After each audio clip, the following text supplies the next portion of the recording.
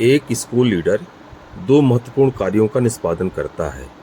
Number 1 दिशा प्रदान करना और नंबर 2 असर डालना, जैसा कि लीथवुड और रील ने रेखांकित किया है।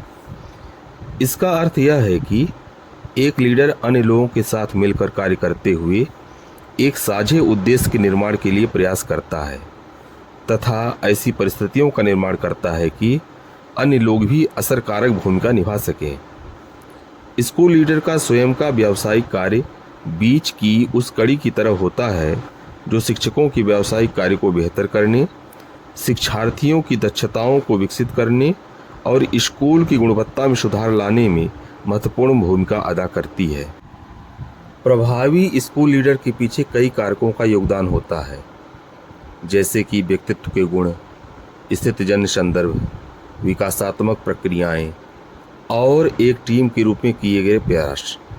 आज यह भी स्थापित हो चुका है कि स्कूल को लीडरशिप प्रदान करने वाली टीम केवल स्कूल लीडर से नहीं बल्कि अन्य हितधारकों से भी मिलकर बनी होती है।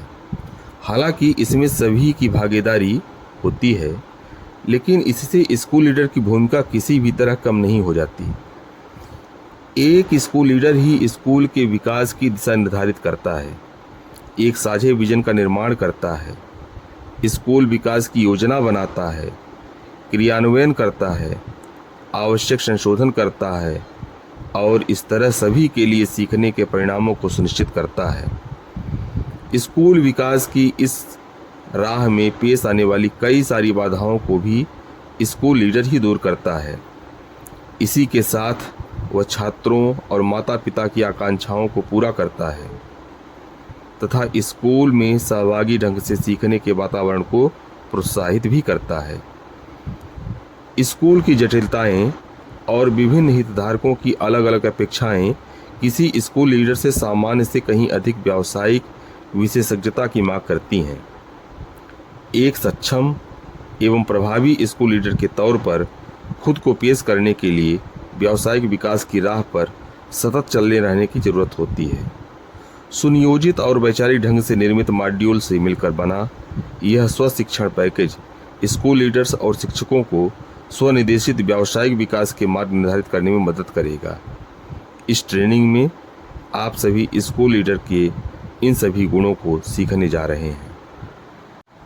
मौजूदा दौर में स्कूल की शिक्षा में जिस नई क्रांति ने जन्म लिया है, उसके चलते स्कूलों के बारे में आज इस संदर्भ में पुनर्विचार किया जा रहा है कि वे सीखने और विकास के लिए किस तरह के औपचारिक एवं अनौपचारिक अवसर प्रदान करते हैं और प्रत्येक हितधारक के मन में किस तरह की भावना और ऊर्जा का संचार करते हैं।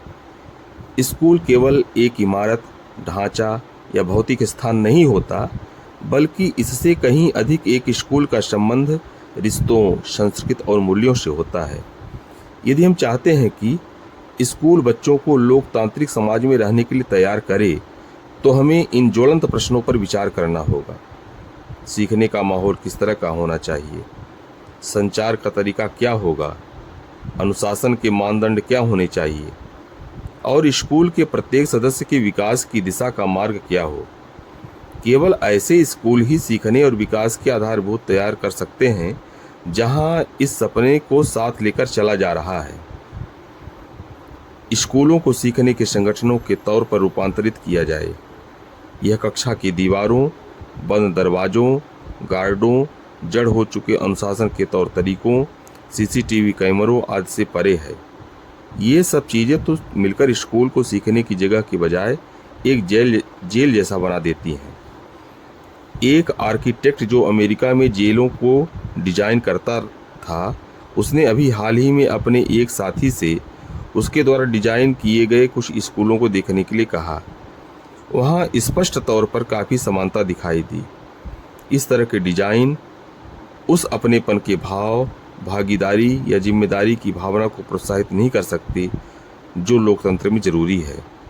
छात्र कोई कैदी नहीं होते जिन्हें हर समय निगरानी में रखे जाने की ज़रूरत हो। वे तो ऐसे बच्चे होते हैं जिन्हें फलने फूलने के लिए आज़ादी की ज़रूरत ज़्यादा होती है।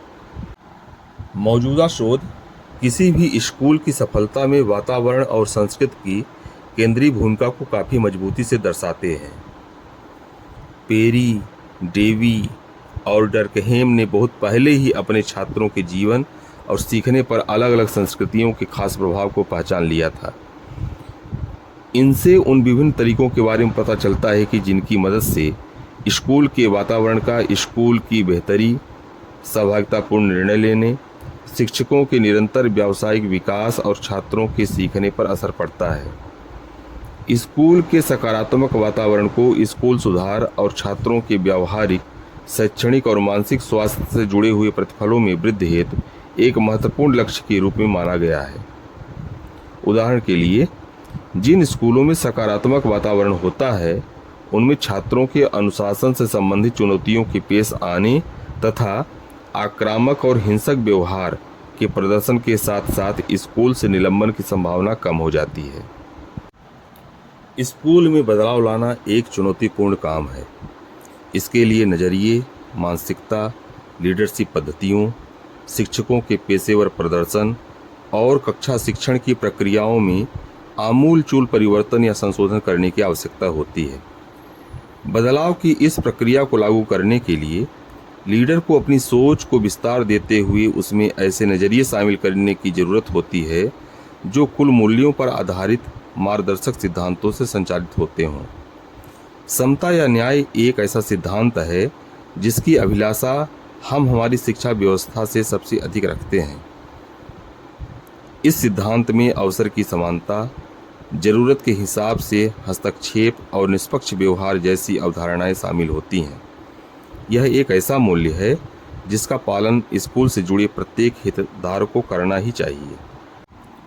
एक सफल समावेशी कक्षा बनाने के लिए शिक्षक को प्रत्येक छात्र की व्यक्तिगत रूप से सराहना करनी चाहिए और उनकी सीखने की शैलियों को समझना चाहिए।